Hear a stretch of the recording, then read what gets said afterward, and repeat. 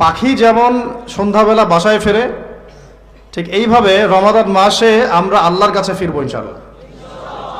সকালবেলা পাখি বের হয়, সারাদিন কাজকর্ম করে, সন্ধ্যাবেলায় কোথায় ফেরে? এই দৃশ্য আমরা সবাই দেখি। তো রমাদান মাস আসে, বছরে আমরা বিভিন্ন দিকে চলে গেছি।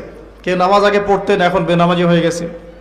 কেউ রমজানে ভালো ছিলেন গত রমজানে, এখন আবার আস্তে আস্তে ইমানের হালত কমে গেছে, আমল কমে গেছে। তো রমাদান মাসটা আসে যাতে আমরা ওই পাখিদের মতো আবার আল্লাহর কাছে ফিরে আসি। তো এই এক বছর আমরা এদিক ওদিকে চলে গেছি। তো রমাদান মাস এসেছে, আল্লাহর কাছে ফিরে আসার সময়। আল্লাহ পাক আমাদেরকে রমাদান মাসটাকে সর্বোচ্চভাবে কাজে লাগানোর তৌফিক দান করে নেন।